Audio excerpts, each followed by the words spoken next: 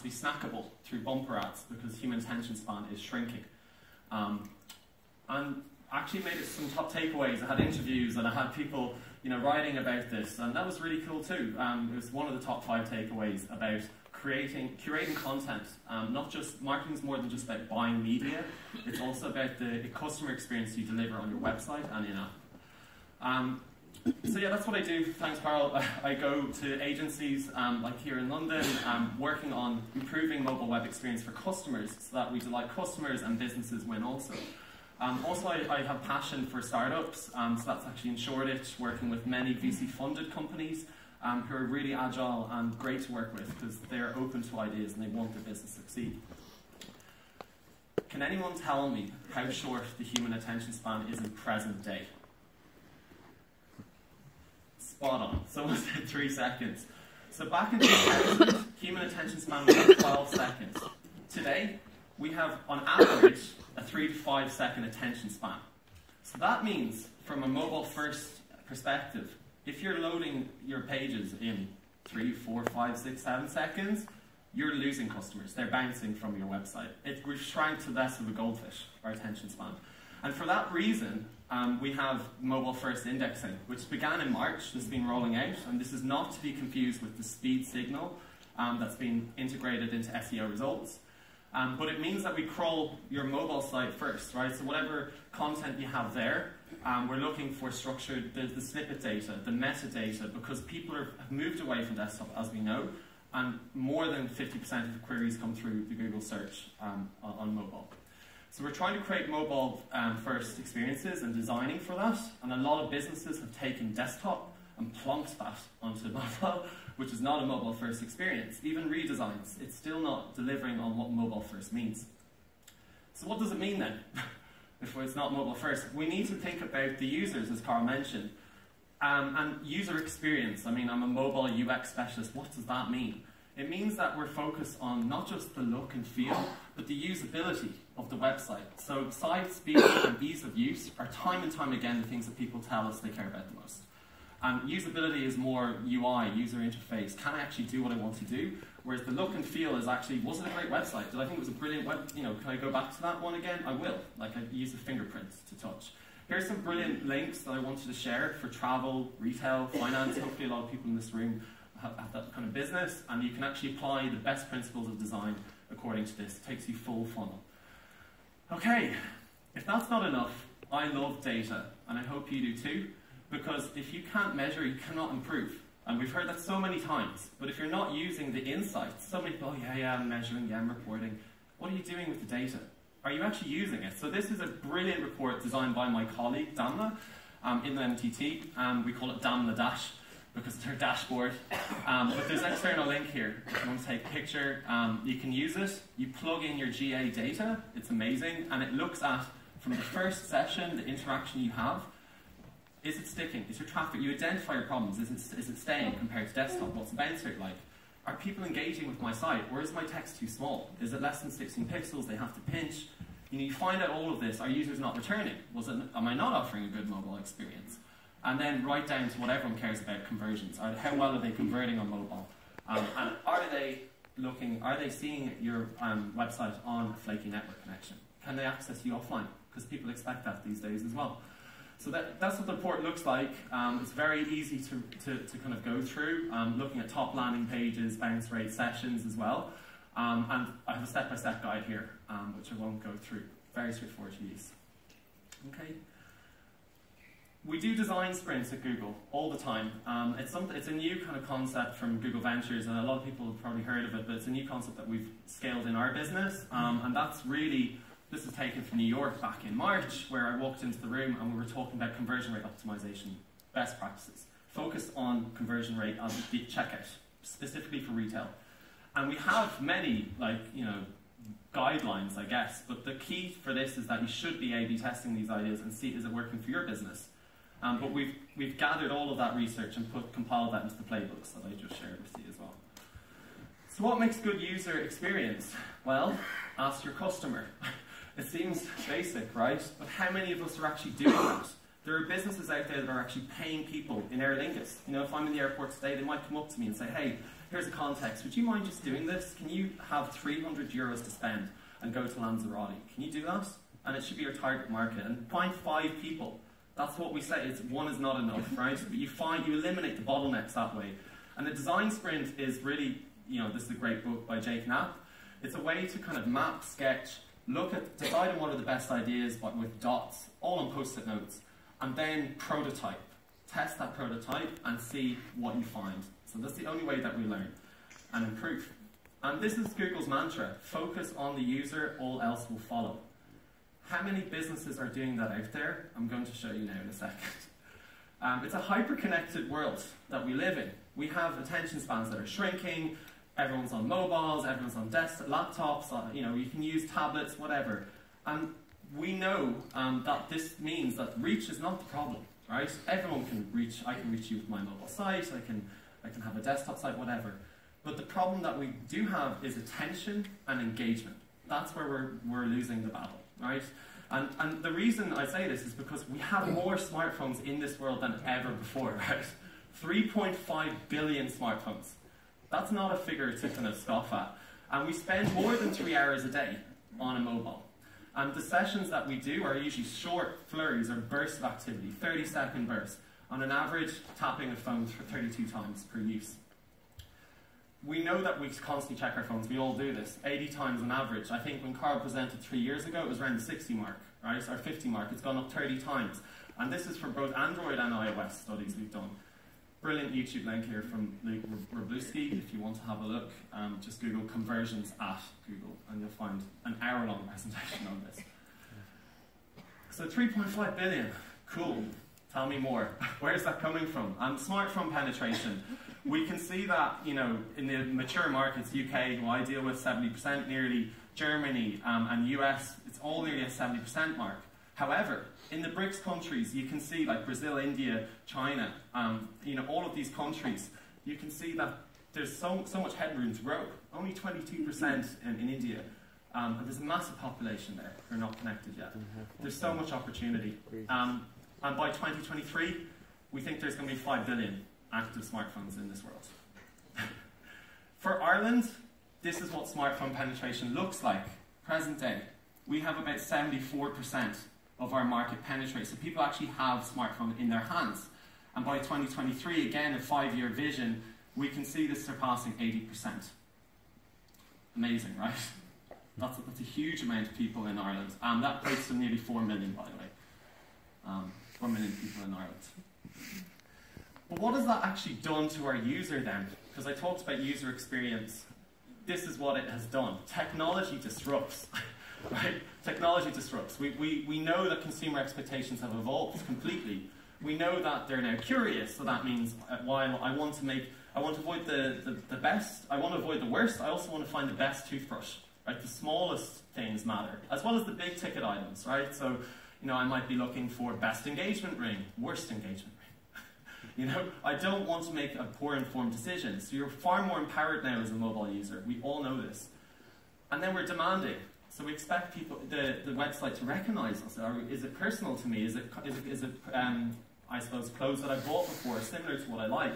And even with less effort. So for searches that I'm looking for, best restaurant, best bar, best place to buy this, expect near me, because from your geolocation, we don't have to type that. And in Patient, we started with this about capturing attention from search. We want instant load experiences. And we also expect the ability to act right now. So if I'm looking for, those swimming togs before I go on that holiday next week, I need express delivery. I want next day delivery. And also, I want to know your operating hours, your store opening hours, and I want to see customer reviews all up front.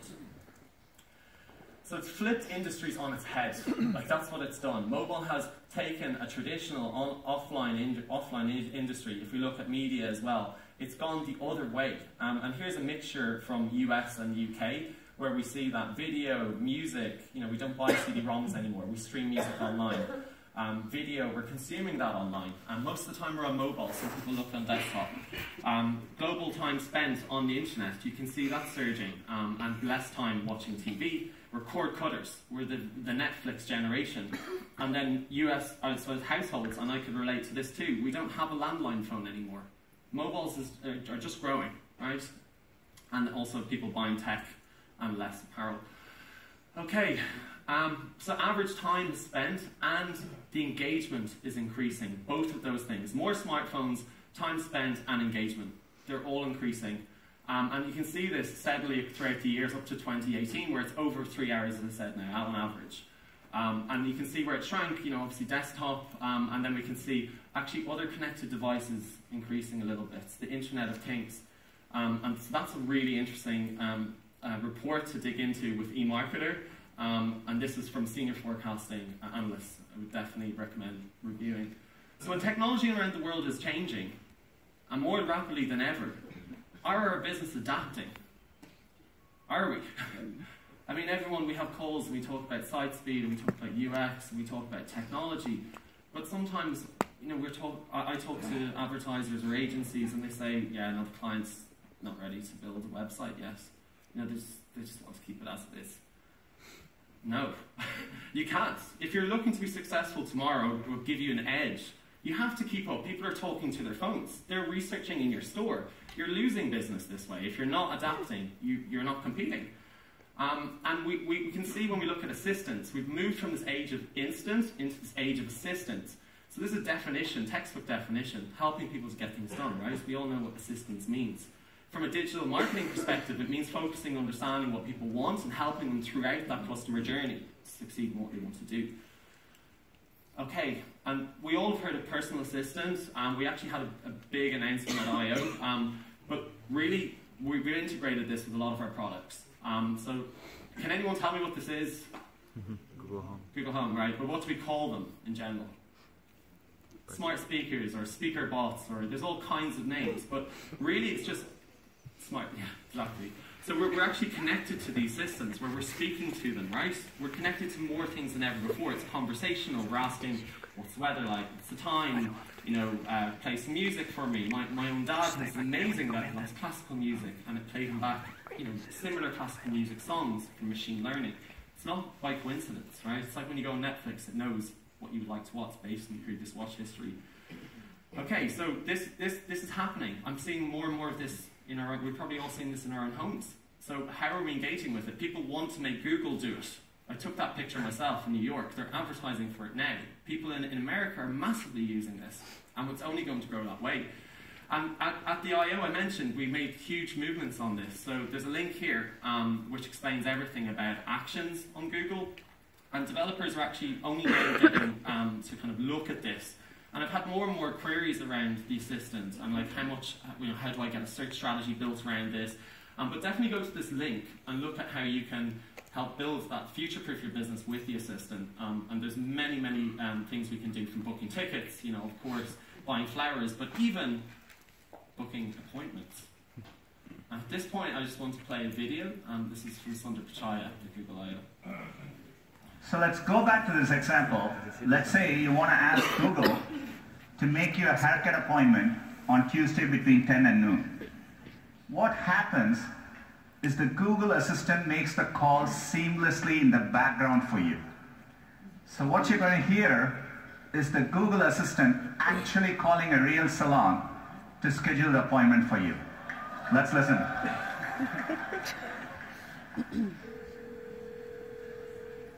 How can I help you? Hi, I'm calling to book a woman's haircut for a client. I'm looking for something on May 3rd. Sure, give me 1 second. Sure, what time are you looking for around? At 12 p.m. We do not have a 12 p.m. available. The closest we have to that is a 1:15. Do you have anything between 10 a.m. and 12 p.m.? Depending on what service she would like. What service is she looking for? Just a woman's haircut for now. Okay, we have at 10 o'clock. 10 a.m. is fine. Okay, what's her first name? The first name is Lisa. Okay, perfect. So I will see Lisa at 10 o'clock on May 3rd. Okay, great. Thanks. Great. Have a great day. Bye.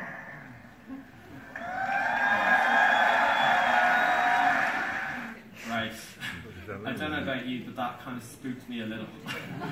I wasn't sure who was the robot. Yeah, I can see a few nodding heads.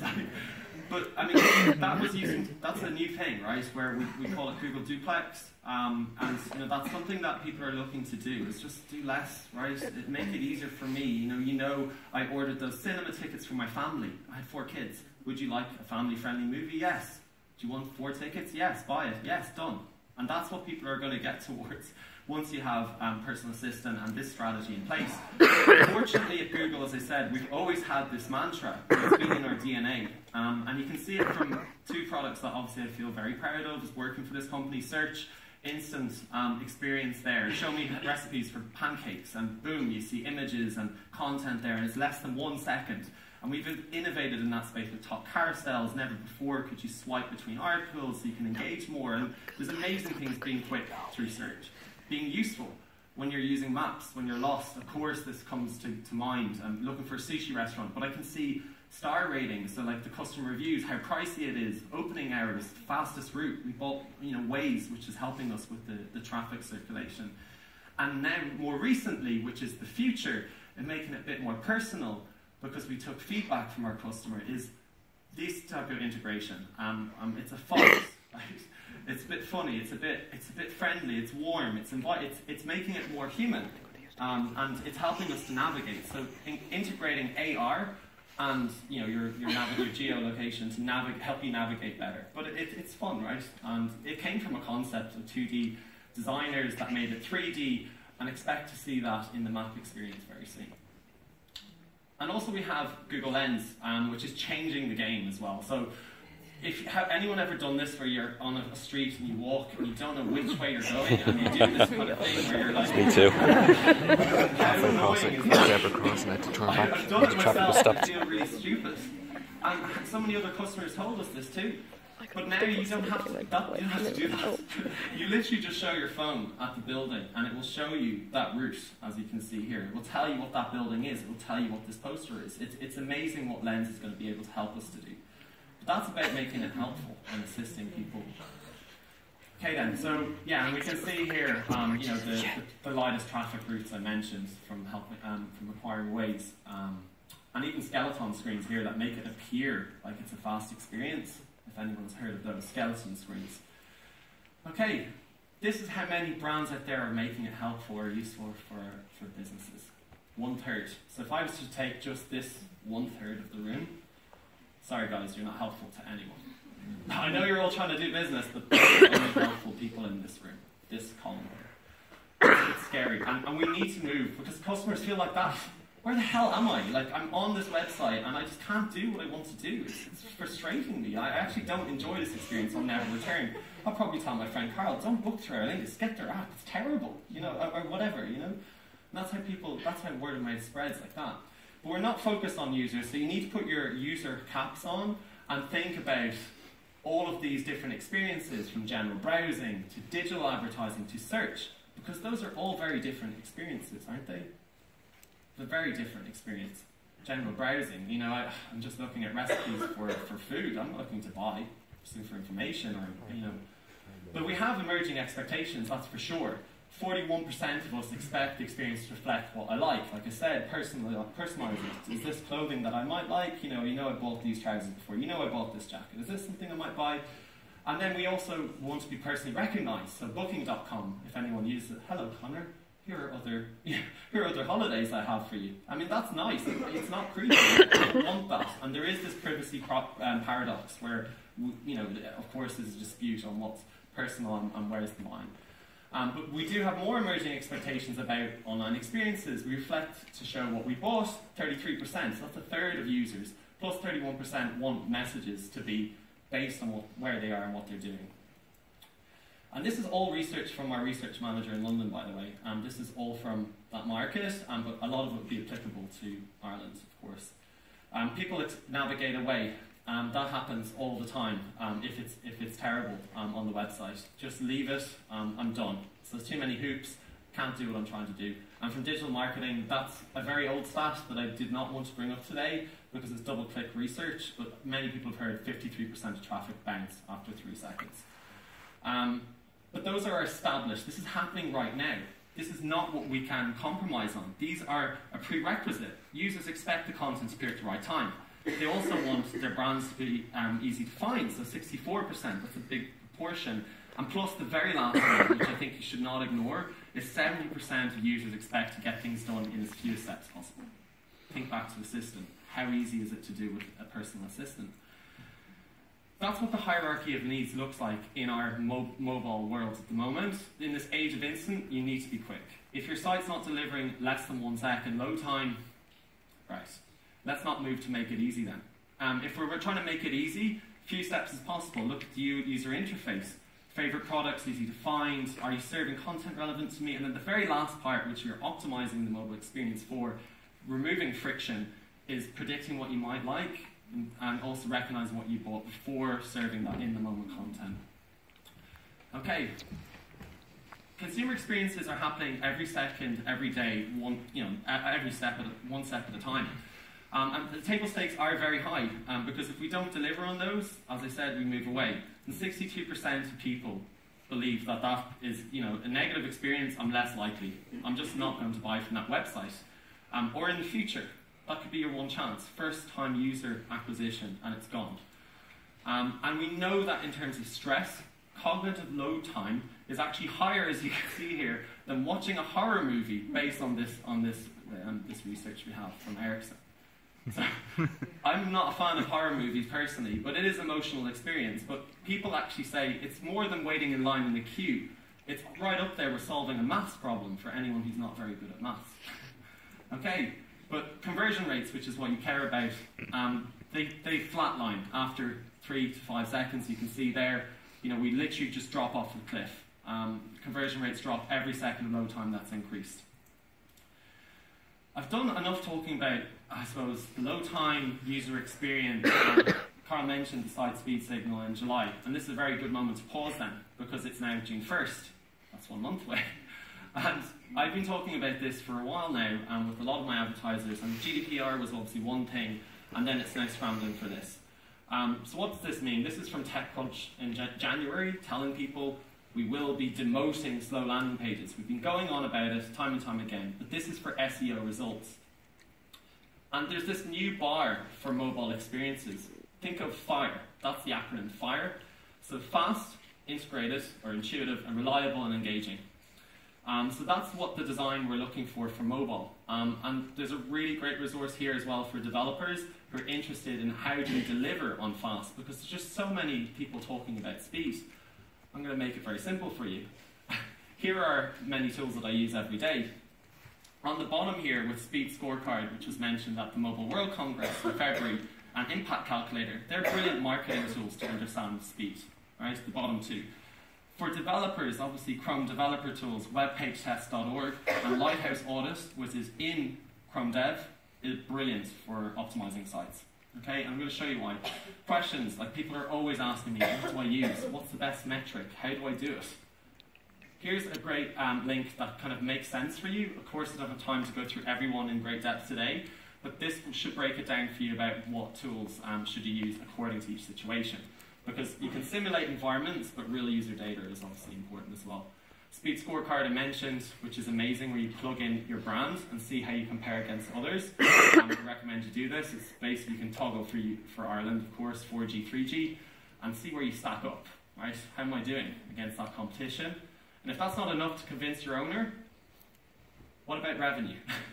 Try and tie this to some sort of revenue. And we have this from plugging in your GA data, looking at your average monthly users, their average order value, and then trying to look at the conversion rate you're currently seeing plus the current load time, and then toggle to see how much potential revenue you could earn or you could lose.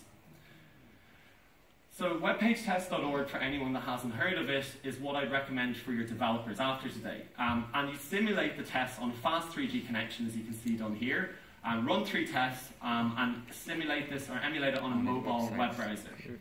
And test in the user location that your users are based. And what we get is a report, a performance report. You can look at waterfall, which would be more for a developer, but you should focus on the speed index because that's how visible your content loads above default. What a user will see first on mobile, who are not on Wi-Fi, we're looking at 3G. We're looking at people who don't have cached items in the browser. And we recommend having less than 100 resource requests because we're not connected to a powerful laptop. We're connected to a performance-constrained device, and we recommend page weight is light. So lots of fancy images, carousels, JavaScript, all of this impedes speed. But don't take it from me, take it from Lighthouse. Lighthouse is a brilliant tool that does audits for your whole website, where it will actually look at SEO, accessibility, it will look at PWA, and it will also look at performance, which is what everything we've talked about today. And you can also download this as a plugin in Chrome, or you can just right-click and inspect, as it's shown here. It's very straightforward. You click Audits tab, and you perform an audit, and you have your full report then. And it gives you something like this. And at the top, you can see scores out of 100. Again, more scores, I know, but these are relevant to each individual area: SEO, performance, progressive web app. And performance, you want to get as close to, above 80 anyway, but as close to 100 as possible. And it will show you how your screen is visually rendering. So this is for Flipkart. You can see they've got a good first meaningful paint, but the first interactive, when their site becomes usable, is not great. And then consistently interactive when it's indicating poor, because it's in red. But that doesn't tell me much. What does? The visual metrics, of course, we read into this, but how can I optimize for it? Let's just explain what those metrics mean. Here's the opportunities. What is slowing your site down? Is it off-screen images? Is it properly are you sizing the images properly? Are they compressed?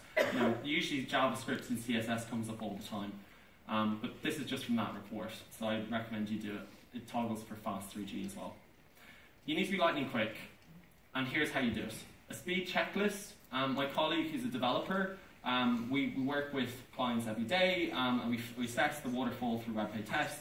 I always direct them to this resource. It's brilliant in that it breaks down every roadblock that you see and shows you how through video tutorials, code labs, everything. So you can use this resource yourself. Okay, and if you can't optimize your current website, redesign it, or make it mobile first and fast, this is a great alternative as a landing page solution. And it's a brilliant framework. A lot of people in the room probably have heard of AMP. It's not just for publishers. We have whole retail businesses built out on AMP. And yeah, it delivers on lightning fast. So it's guaranteeing your speed. Okay, and there's a link here for ampproject.org. So over 60% of Google search now goes to non-news sites. And I found that quite fascinating when I discussed this with, as a solution to businesses who say, oh, it's just for publishers, isn't it?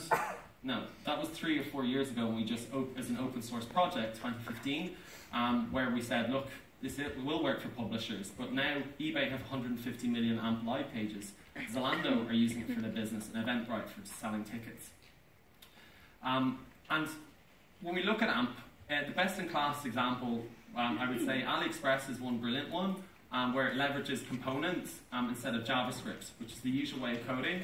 You have AMP bind, you have AMP animation, carousels. You can do a lot what you're trying to do with your current website through AMP components. It's just a new way to code, but it's an important way if we're not able to get our websites quick enough for users. And it's 85% of those pages we see are faster than standard. So like currently what some people have, we're able to deliver that faster with AMP. So the first impression matters, but equally so the last.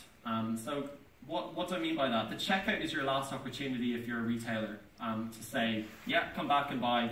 You enjoyed this experience, hopefully buy from us again. But a lot of people are not doing that. With 2 billion mobile e-commerce transactions happening, long checkouts are one of the leading causes of abandonment rate. And what I mean, to put this into a figure, from Baymard Institute we see 70% of people drop off. Too many steps.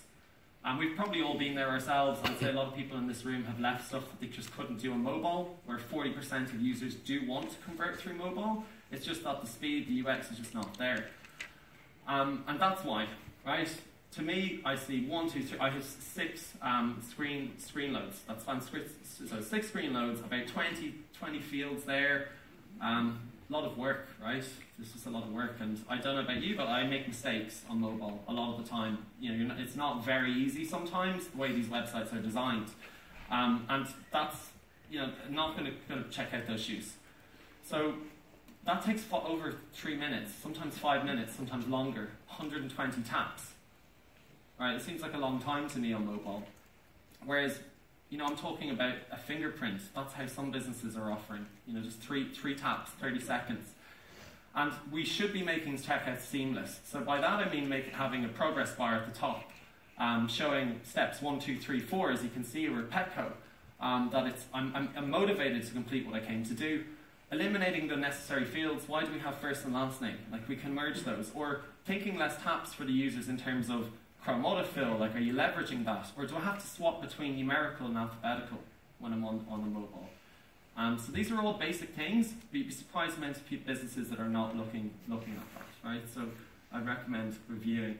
And we even have new APIs, or we have payment systems like GPay and Apple Pay, which you're familiar with, and PayPal. So I want to see it in the room. A show of hands, who's using PayPal? It's a matter of interest. Okay, yeah, a lot. Yeah, and then Apple Pay. Okay, and anyone using GPay? Okay, right. So there's a lot of people are leveraging some of this, but not all. We need to give the consumer choice. That comes down to device they're using as well. If you see a large proportion of your sessions coming through iOS, of course Apple Pay makes a huge amount of sense. A lot of people have this set up. If it's GPay, Android users, like I talk to business, say I'm 80% iOS, right? You need to look at the solution that works for your business to improve your conversions. So yeah, so like buying that pair of Nike shoes, like it should be fast with this AMP page, and checking out like this. This is for a ticket, but you get the idea. It's very straightforward to buy. Okay, and how is that? Well, we have millions of cards on file, and they're saved from Google accounts where people have chosen to have those details saved and they want to use those. So why aren't we doing it? And so then finally, PWA. Again, just because I have engagement, PWA. Has anyone heard of this? Anyone using it? Any progressive web apps in the audience?